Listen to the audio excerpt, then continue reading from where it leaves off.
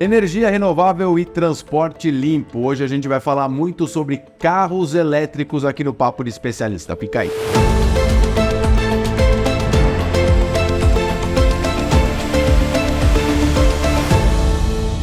Bom, turma, hoje o papo é com o Ricardo Bastos, presidente da Associação Brasileira do Veículo Elétrico, ABVE. Tudo bem, Ricardo? Seja bem-vindo. Tudo bem, Marcelo. Obrigado pelo convite. Agradeço aí ao Safra por dar essa oportunidade de a gente conversar um pouquinho sobre eletromobilidade. Maravilha. Hoje o tema é interessantíssimo. Bom, para a gente começar nosso bate-papo aqui, Ricardo, eu queria chamar uma tela muito importante aqui, que são as matrizes elétrica e energética do Brasil. Isso 2021, tá aí a configuração para você na tela, só para a gente já começar a ter aqui um terreno fértil para nossa conversa.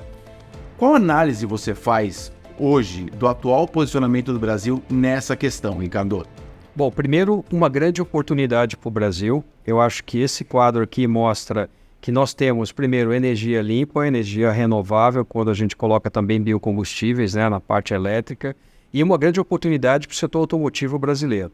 Então, isso mostra que se nós tivermos no Brasil tecnologias para usar essa matriz, isso é muito importante. A gente consegue dar referências e exemplos até para o mundo, né, para outros países, de como fazer a descarbonização. Então, para chegar naqueles objetivos ambientais, a gente tem que ter a matriz energética e precisamos ter também tecnologia para os veículos, né? Então, a gente entende que o Brasil tem essa combinação. Hoje, obviamente, a gente está mais avançado na matriz energética. Acho que aqui, sem dúvida, o Brasil, seja a parte elétrica, né, onde nós temos as hidrelétricas, temos a energia solar, os leilões cada vez crescendo mais da energia eólica também. Então, a gente vê o Brasil dando saltos numa matriz que já era bastante limpa. Biocombustíveis, nós temos o etanol, estamos avançando no biodiesel. O que estava faltando ao Brasil era entrar verdadeiramente no segmento, no mercado dos veículos eletrificados. Estamos entrando. O que eu posso falar para você ainda um pouco, estamos atrasados em relação aos principais países do mundo. Se a gente olhar a China, o mercado europeu, por exemplo, ali os países da Europa estão bem avançados, estão dando saltos. Alguns outros países, como os Estados Unidos, também têm feito progressos, acho que vão avançar também rapidamente, mas não significa que a gente perdeu o bonde elétrico da história. Eu acho que a gente está num ritmo bom, o Brasil tem feito avanços, o nosso mercado de veículos elétricos tem crescido nos últimos anos a ritmo de 50% a cada ano, então cada vez mais essa base vai ficando mais ampla, mas o crescimento tem se mantido, ou seja, as pessoas estão se sentindo mais confiáveis e confortáveis para comprar um veículo eletrificado. Existem algumas nuances quando a gente fala de veículo elétrico. Existem 3 separações aí importantes, pelo menos, é isso? É isso, eu acho que a gente pode segmentar em 3 tipos de veículos para ficar mais claro, que eu acho que também influencia a decisão do consumidor de compra, né? O primeiro vamos chamar do veículo de entrada, do eletrificado de entrada, que é o híbrido convencional. Esse híbrido, ele tem um motor elétrico, ele tem a bateria, ele tem o motor a combustão e o tanque de combustível. Ele vai tracionar, às vezes, no modo elétrico, né, ou no modo a combustão, mas ele ainda vai funcionar muito no modo a combustão. Ele ainda precisa do motor a combustão. E, normalmente, esse motor é flex, ele pode usar etanol também. Foi assim que começou essa história do carro elétrico lá atrás, né? Carro elétrico no Brasil, podendo ser flex, né, podendo utilizar etanol. Eu acho que essa é a grande vantagem. Então, hoje, esse veículo já é produzido aqui no Brasil por algumas empresas. Então, esse, vou dizer, é o veículo de entrada na eletrificação. Tá? Ele tem algumas variações também um pouco menores, onde a bateria é um pouco menor, mais simples, chamado de híbrido leve. Mas, normalmente, o híbrido ele já tem um motor elétrico tracionando. Quando a gente vai para o segundo step, o segundo segmento, é o híbrido plug-in. O que acontece com esse veículo? Ele continua tendo um motor a combustão e um tanque de combustível, mas ele passa a ter motores elétricos mais potentes e passa a ter também baterias mais potentes. Esse veículo já permite você conectá-lo na tomada. Então você pode ter uso de até 170 km, conforme algumas empresas já anunciaram aqui no Brasil. Você pode ter até 170 km rodando ele só no modo elétrico. Se você precisa fazer uma viagem de 500 km, 600 km, você vai fazer uma parte no modo elétrico e outra parte usando motor a combustão. mas você não vai deixar de fazer a sua viagem, não vai deixar de usar o veículo na cidade, enfim, até mesmo viagens curtas no modo só elétrico. O importante é que já nessa versão aqui é importante usar a tomada, é importante conectá-lo para você tirar o máximo proveito da quantidade de baterias que o veículo já recebe. E a terceira categoria, que aí sim é já para quem quer ter a experiência real apenas no eletrificado, é o veículo elétrico. A gente chama de BEV, que é o veículo puro elétrico. Esse veículo precisa sempre carregá-lo na tomada, mas ele já vai ter uma autonomia maior, pode chegar hoje até 500 km, talvez um pouco mais, algumas empresas estão anunciando, mas em torno de 500 km você já tem de autonomia hoje, carros vendidos no Brasil, só no modo elétrico. Mas é importante que ele precisa sim ter a infraestrutura de conexão na tomada para você ter o máximo proveito e poder utilizar o veículo. Para esse consumidor que tem o carro que é única e exclusivamente elétrico, ou seja, ele precisa da tomada, a gente tem estrutura por aí, pelas ruas, pelos estacionamentos, já para atender a esse consumidor? Essa é uma pergunta importante. Muito importante. E até esse avanço que a gente está tendo no mercado, as vendas estão crescendo, a infraestrutura está acompanhando. Nós lá na BVE, a gente temos 120 associados. Uma grande parte desses associados hoje cuida da infraestrutura. Temos lá montadoras, temos empresas também que fabricam esses produtos, mas hoje a gente está cuidando muito da infraestrutura. E o que eu posso falar para você é que tem várias empresas trabalhando. Hoje, por exemplo, a nossa realidade aqui em São Paulo é um pouco diferente porque a gente vai avançando no Brasil. Mas, por exemplo, São Paulo, algumas cidades como Rio de Janeiro, Santa Catarina, que é um estado que tem crescido bastante, você já tem uma disponibilidade de carregadores públicos muito grande. Sem esquecer que você pode ter o seu carregador em casa ou no seu escritório. É só questão de você instalar, obviamente ter um eletricista para verificar, ou às vezes o próprio prédio já prevê isso, os prédios mais modernos já estão prevendo o carregador em casa, na planta. Isso facilita bastante, mas a rede pública também tem crescido. A eletricidade é um negócio. Como você tem posto de gasolina, você vai ter posto de abastecimento de eletricidade. Imagina por que o shopping center hoje eles oferecem a possibilidade de você carregar o seu veículo de graça, né?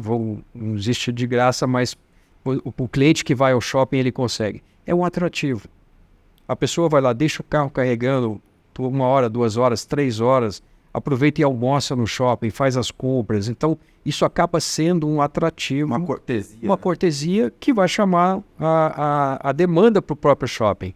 Ou você vai ter estradas também, postos enfim, onde você vai se alimentar, ou você vai parar para abastecer. Hoje o abastecimento, obviamente, de gasolina ou de etanol é muito rápido. O de energia você precisa um pouco mais. Mas os carregadores hoje já conseguem dar cargas em meia hora, você já consegue ter o veículo pronto para voltar a circular. Isso tende a acelerar também, Ricardo, a questão do abastecimento, porque é entre aspas, né, claro, uma reclamação. Poxa, tem que deixar ali um tempinho, tem que ter paciência até carregar 100% da bateria, né? Que é a bateria, né? Hoje esses carregadores mais simples, ou com baixa performance, eles são comuns para você às vezes colocar na sua casa. Você não vai fazer um investimento num carregador de altíssima potência para você carregar. Então, o que acontece? Esses carregadores são oferecidos de forma pública e cobrado, né? Então, o preço hoje da energia é muito mais baixo do que o preço do combustível. Então, você vai encher o tanque com um valor muito menor. Às vezes a gente vê exemplos de até menos de 10% do valor de você abastecer um veículo com gasolina, por exemplo. Então, a gente sabe que o custo vai ser barato.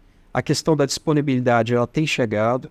Então, esses carregadores rápidos de até meia hora que eu falei para você, hoje tem até carregadores mais rápidos que esses, são os ultras rápidos. Ainda no Brasil eu não vi ainda chegando, mas, por exemplo, na China, você já tem carregadores ultra rápidos. Questões de 10, 15 minutos, eles já conseguem dar uma carga muito eficiente no carro para você poder continuar rodando durante o dia todo. Então, esses carregadores estão chegando no Brasil. Você já tem locais aqui que você já tem carregadores rápidos à disposição dos usuários do veículo. A gente tem várias modalidades, aí, várias categorias de veículos elétricos ou eletrificados. Ônibus, caminhão, carro de passeio, até o patinete, né? A gente experimentou muito isso aqui em São Paulo também, por uma questão de regulamentação ali, acabou não vingando. E você acabou dizendo até que pode voltar, né? Quando a casa estiver mais arrumada, vamos dizer assim. É muito importante, Marcelo. Esse ponto a velocidade da tecnologia é muito grande. Às vezes a tecnologia chega antes da regulamentação, chega antes da gente ter capacidade de, como o setor privado, propor ao governo, inclusive, a regulamentação, as normas adequadas. Então, mas eu diria que a tecnologia traz muito benefícios e traz aprendizados. Então, a gente experimentou isso aqui em São Paulo. Um mês passado, por exemplo, a Senatran propôs e o CONTRAN, que é o Conselho de Trânsito Brasileiro, regulamentou a utilização de veículos levíssimos, que vão desde aí a bicicleta, o patinete, enfim, essa combinação, scooters, toda essa combinação de veículos que você tem hoje da mobilidade individual, essa regulamentação foi feita. Então está claro hoje o que você precisa ter de equipamento de segurança para cada um dos veículos, de acordo com a potência, de acordo com que a performance do veículo, ou seja, a velocidade que ele vai adquirir. Isso incorre também medidas de segurança, que locais você pode transitar, nas calçadas, na faixa de ciclistas, enfim. Tudo isso foi disciplinado hoje no Brasil. Então nós não tínhamos isso 3, 4 anos atrás, passamos a ter agora. Então o CONTRAN regulamentou isso, o que precisa de placa, o que precisa de carteira. Então você tem bicicletas hoje que em algum momento você passa a ter potência que elas se equiparam quase a uma pequena motocicleta. Então isso foi regulamentado. Nós vemos isso como uma grande oportunidade agora de vários negócios se abrirem nesse caminho da mobilidade individual. Agora com regras e com transparência no uso desses veículos. Em toda essa cadeia da indústria mesmo, eu digo, ônibus, caminhão, carro, patinete, hoje qual que é a bola da vez? O que tem se desenvolvido mais? Olha, o transporte público ainda é o mais importante e é onde chama a atenção da sociedade e do poder público. Hoje nós temos aqui São Paulo e as outras cidades do Brasil também, Curitiba, Recife também avançando, várias cidades avançando na mobilidade sustentável no ônibus elétrico. Certo? Então acho que não é mais o trolebus onde a gente tem aquela necessidade de você ter a ligação, né? Agora é o ônibus com baterias no teto ou em outro local do veículo, depende da tecnologia, depende do fabricante. Mas você tem já o veículo ele de forma autônoma, ele tem as baterias, ele vai ser recarregado ao fim da rota que ele fizer. Então você tem já a previsibilidade, até mesmo a possibilidade de trocar a bateria. Tem tecnologias hoje que permite rapidamente você troca a bateria do ônibus e ele volta a circular e você põe aquela bateria usada para recarregar. Então você não perde tempo com o veículo parado. Então a tecnologia chegou muito forte no veículo de transporte coletivo. A gente precisa realmente despoluir as cidades, oferecer um transporte de qualidade. Quem andou no ônibus, não sei se você já experimentou um ônibus elétrico, o silêncio dentro do ônibus, o conforto que você tem, o funcionamento do veículo elétrico ele é muito mais suave. As pessoas que precisam usar o ônibus 1 hora, 1h30, às vezes 2 horas deslocando no ônibus, você chega no teu local de trabalho ou de volta para sua casa de uma forma muito mais saudável. Nem parece estar ligado, né? Nem parece que... Exatamente. O cuidado, às vezes, está ligado o ônibus, você não tem aquela vibração que incomoda o organismo, o corpo, né? O barulho, você pode escutar uma música, você pode decidir trabalhar, ler um livro, que você não tem aquele ruído do ônibus incomodando. Então, eu acho que o transporte público tem que ser e tem sido o grande foco, né? Não só aqui em São Paulo, mas várias cidades do Brasil, várias cidades da América Latina, Chile, Colômbia também avançando muito forte no transporte coletivo. Agora, quem puxa também bastante a tecnologia são os automóveis.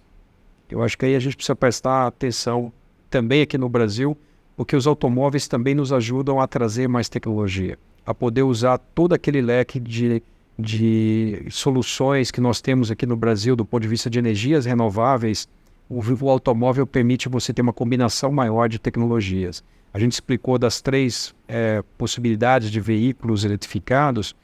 Você pode combiná-los com biocombustíveis, com energia elétrica, e você tem no Brasil, futuramente, eu acredito que isso não muito longe, nós vamos poder também usar o hidrogênio verde.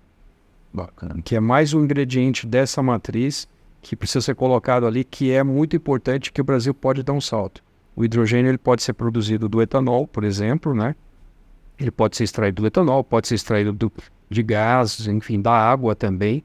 Né? Aí cada sistema você tem eficiências, custos, né, que são envolvidos. Mas a gente pode ter também, na participação do hidrogênio verde, no veículo de carga, que a gente não falou tanto nele agora, mas que é muito importante. Um país como o nosso, que precisa transportar mercadorias, transportar pessoas por rodovias, imagina você fazendo isso não mais com diesel, mas fazendo isso com hidrogênio verde. Então, acho que esse passo vai ser muito rápido. Tudo que a gente está acompanhando, como eu falei para você, a tecnologia ela é muito rápida. E eu acho que o Brasil pode, até mesmo no caso do hidrogênio verde, ser um dos países na fronteira, à frente do desenvolvimento dessa tecnologia, por causa da nossa matriz.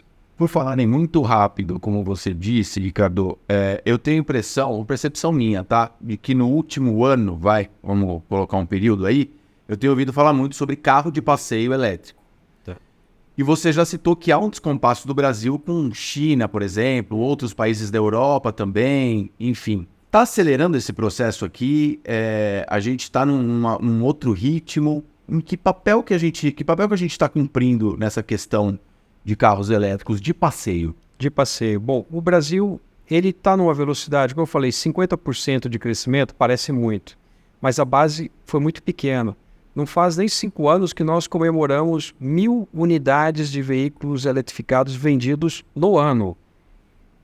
É um prazo muito curto que nós estamos falando de crescimento, mas hoje, o ano passado, nós vendemos quase 50 mil unidades, foi 49.200. Aqui está na tela. 45 unidades, exatamente.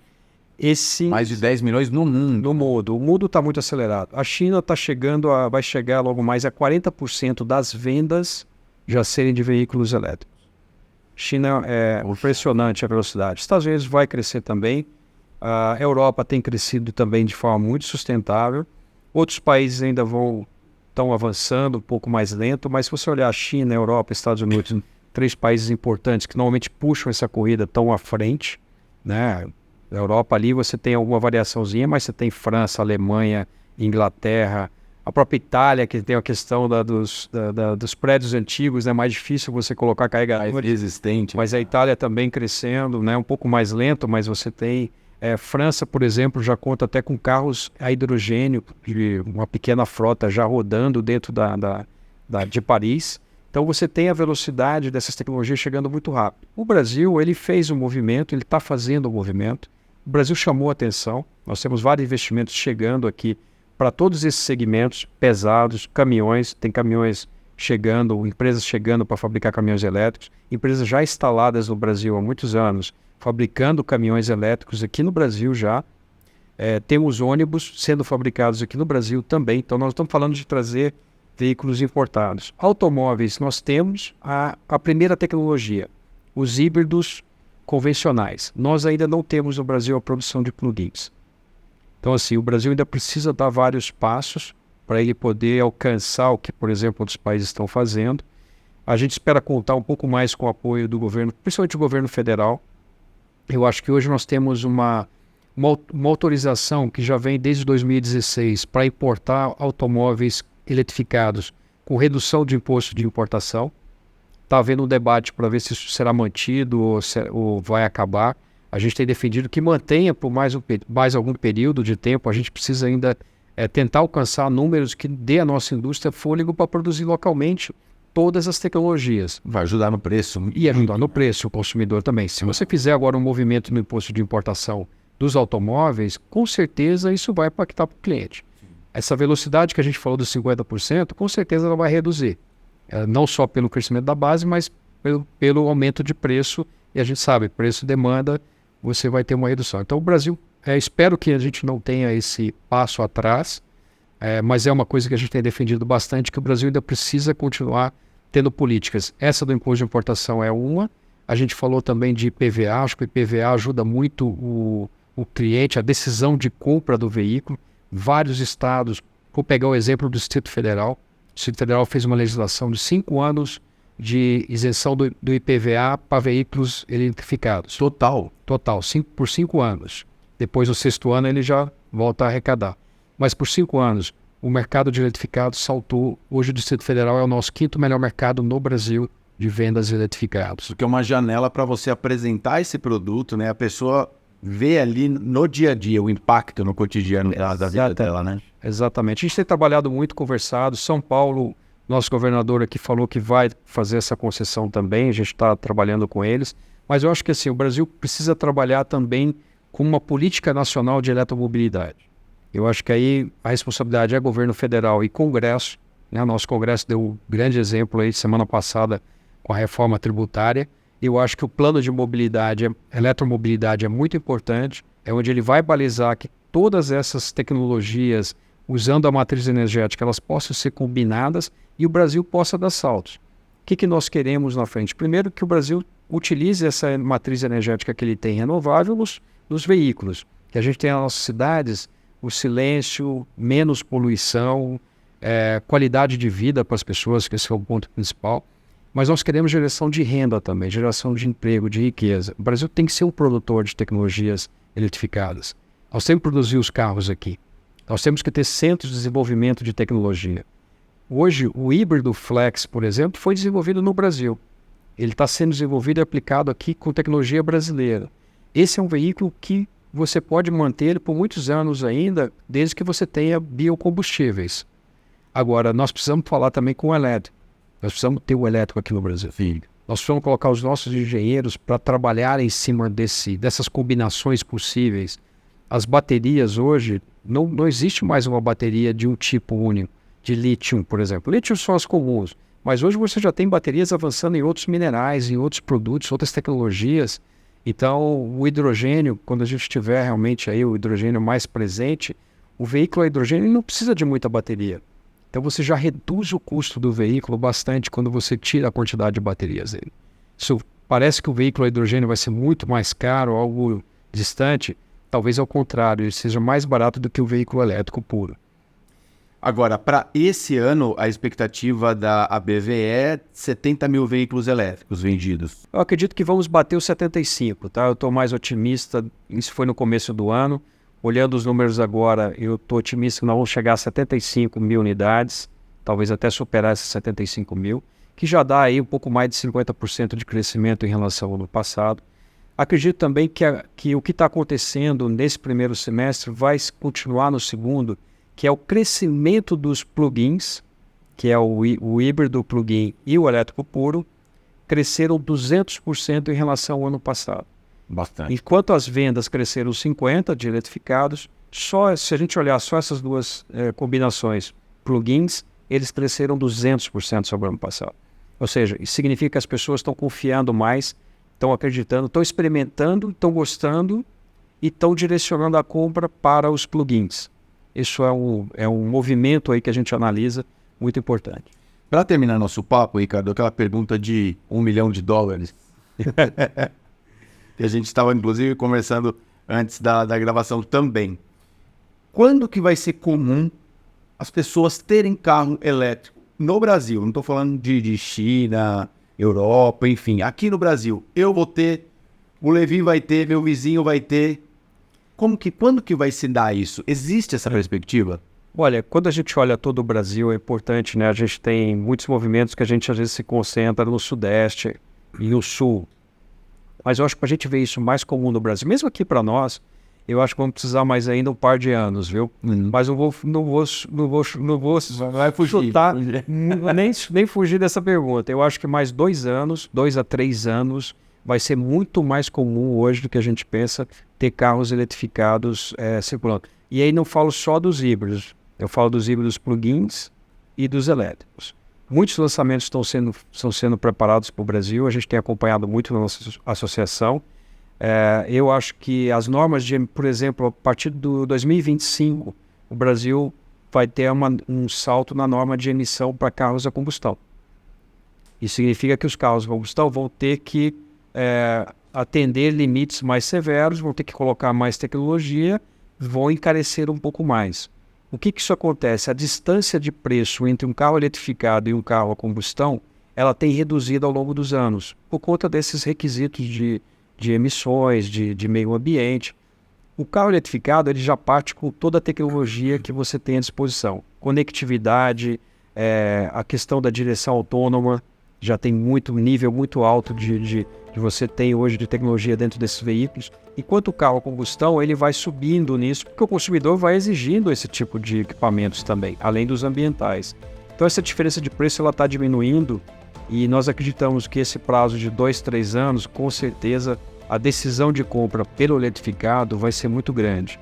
Eu acredito até que o Brasil deve chegar a esses números que a gente está vendo hoje na China, de quase 40% das vendas já serem de eletrificados, a gente chegar a isso aqui no Brasil em 3 anos. Maravilha. Ricardo, papo riquíssimo. Volte sempre. Obrigado pela visita, viu? Muito obrigado, foi um prazer.